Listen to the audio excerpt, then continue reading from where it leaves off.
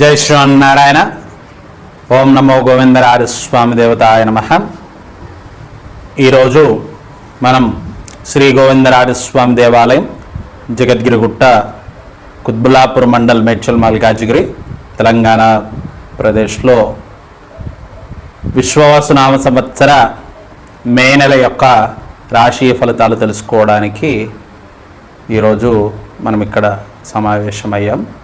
ముందుగా పరబ్రహ్మ స్వరూపమైన ప్రేక్షక మిత్రులందరికీ నమస్సుమాంజలి. నేను హరిపురి రఘువంశ స్వామి, గోవిందరాజ స్వామి దేవస్థానం యొక్క ప్రధాన అర్చకులను. దేవాలయంలో మనం అన్ని శుభకార్యాలు, వివాహాది శుభకార్యాలు, గృహప్రవేశాలు, శాంతి పూజలు, ద్వాదశి రాశి యొక్క జన్మత నక్షత్ర దోష పరిహారాలు, శాంతి పూజలు, లక్ష్మీ యాగము, గణపతి యాగము, అనేక దివ్య ఆడంబరాలకు సంబంధించినటువంటి యాగాలు, హోమాలు, అన్ని కార్యక్రమాలు నిర్వహించడం జరుగుతుంది.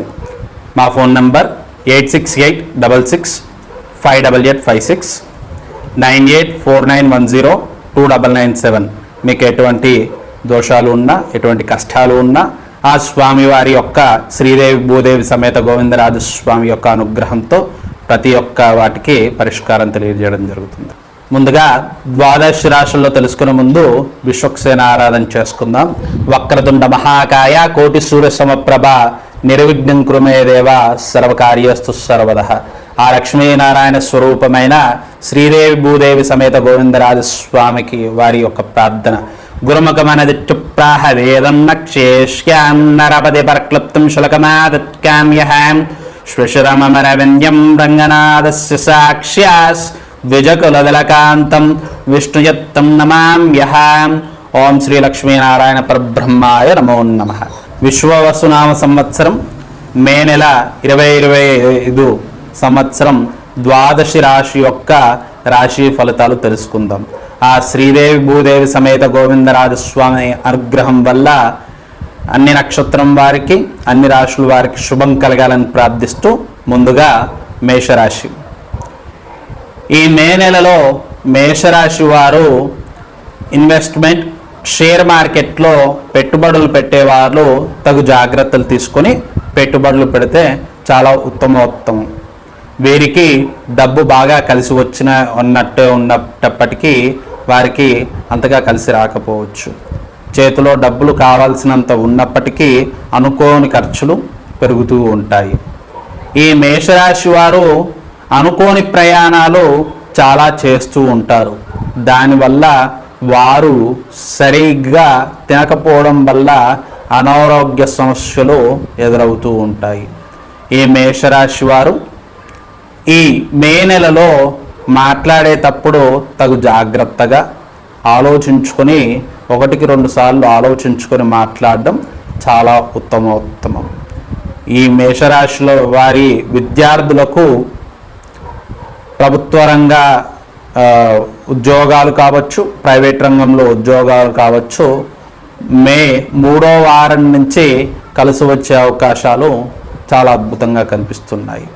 మేషరాశిలో ఉన్న విద్యార్థులకు అనుకున్న దానికంటే అత్యధిక ఉత్తీర్ణత శాతం కావచ్చు, మార్కులు కావచ్చు వచ్చే అవకాశాలు సమృద్ధిగా కనిపిస్తూ ఉన్నాయి. మేషరాశి వారి ఉద్యోగస్తులు ఎవరైతే ప్రైవేటు, ప్రభుత్వ రంగ ఉద్యోగస్తులు ఎవరైతే ఉన్నారో వారికి పై అధికారుల నుంచి కొద్దిగా ఒత్తిడి కనిపిస్తూ ఉంది. ఆ ఒత్తిడిలో మీరు ఉద్యోగరీత్యా ఏదైతే పని చేయవలసి ఉంటుందో దానిపై ప్రభావం పడుతుంది. దానివల్ల మీరు కొన్ని సమస్యలు ఎదుర్కోవాల్సి వస్తుంది. కాబట్టి ఎక్కడి విషయాలు అక్కడనే వదిలివేసి మీ పనిపై ఏకాగ్రత చిత్తంగా కాన్సన్ట్రేటెడ్గా వర్క్ చేసుకోవడం వల్ల, పని చేసుకోవడం వల్ల అనుకున్న లక్ష్యాలు చేరుకోగలుగుతారు.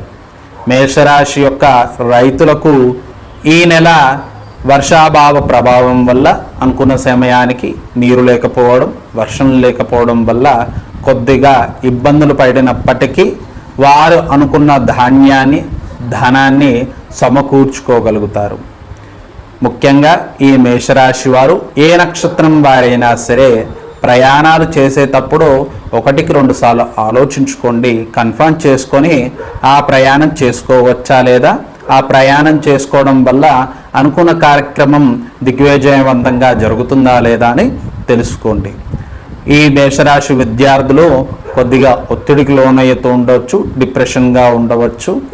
వారు ఆ ప్రభావం నుంచి బయటకు వచ్చి అంత పాజిటివ్గా ఆలోచన చేయడం వల్ల మీరు అనుకున్న రిజల్ట్స్ని, ఉత్తీర్ణతను సాధించుకోగలుగుతారు. రాజకీయ రంగంలో ఎవరైతే ఉన్నారో వారికి ప్రజాదరణ లభించినప్పటికీ అనుకున్న పదవులు దక్కకపోవడం వల్ల కొద్దిగా బాధపడతారు. కానీ వచ్చే వారాలలో, వచ్చే నెలలలో వారి అనుకున్న పొజిషన్కి అనుకున్న పదవులు చేపట్టగలుగుతారు. మొత్తం మీద ఈ మేషరాశి వారు మొదటి 2 వారాలు కొద్దిగా ఆరోగ్య సమస్యలు, ఆర్థిక సమస్యలు ఇబ్బందులు పడుతూ ఉండవచ్చు. కానీ మే 3-4 వారాలు ఆర్థిక సమస్యలు తొలగిపోయి ఆరోగ్య సమస్యలు కూడా తగ్గుముఖం పడుతూ ఉంటాయి. ఈ మేషరాశి వారు సోమవారం రోజు శివునికి రుద్రాభిషేకం చేయడం చాలా ఉత్తమం. అలా కుదిరినట్టు వారు శుక్రవారం రోజు వైష్ణవ ఆలయాల్లో లేదా వెంకటేశ్వర స్వామి ఆలయంలో, గోవిందరాజ స్వామి ఆలయాల్లో స్వామివారికి అభిషేకం చేయించుకొని గోత్రనామార్చడం చేయడం వల్ల వారికి ఎటువంటి కార్యహాని కానీ ఆరోగ్య సమస్యలు కానీ రాకుండా ఆ స్వామి కటాక్షిస్తూ ఉంటారు. ఈ మేషరాశి వారు ప్రతిరోజు ఉదయం స్వామి యొక్క నామజపం చేయడం వల్ల చాలా ఉత్తమంగా ఉంటుంది.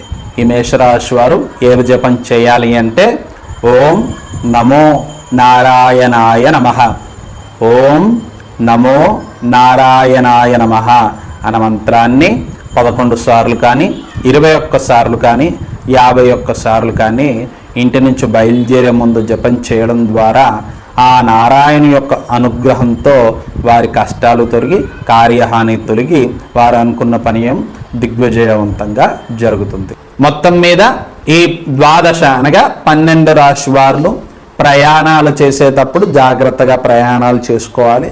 ఎండ వల్ల వచ్చే సమస్యలు అన్ని రాశి వారికి సమానంగా గోచరిస్తున్నాయి కాబట్టి మంచిగా నీరు తాగడం ద్వారా, చల్ల ప్రదేశాల్లో ఉండడం ద్వారా ఇలాంటి డీహైడ్రేషన్, ఉదర సమస్యల నుంచి బయటపడగలుగుతారు. 12 రాశి వారు కొత్త వారికి సహాయం చేయడం లేదా అనుకోని విషయాల్లో ఇన్వాల్వ్ అయ్యి లేదా పెద్దరికాన్ని నిలబెట్టుకోవడానికి దాంట్లో మధ్యవర్తిగా వెళ్ళడం ద్వారా ధన నష్టం కనిపిస్తుంది. కాబట్టి చూసుకొని ఆలోచించుకొని అటువంటి విషయాలలో మీరు ఇన్వాల్వ్ అవ్వడం చాలా మంచిది. ఈ 12 రాశి వారు ఏదైతే జపాలు మరియు పరిహారాలు తెలియచేశామో వాటిని పఠిస్తూ ఆ పరిహారాలను చేస్తూ ఆ శ్రీదేవి భూదేవి సమేత గోవిందరాజ స్వామి యొక్క అనుగ్రహంతో ధనలాభం, అష్టైశ్వర్యాల వృద్ధి మరియు ఆరోగ్య అభివృద్ధి అనగా ఆరోగ్య సమస్యల నుంచి బయటపడి అన్ని రంగం వారు అన్ని వేళలా శుభప్రదంగా ధనలాభంతో ఉండాలని ఆ గోవిందరాజస్వామి ప్రార్థిస్తూ శుభం.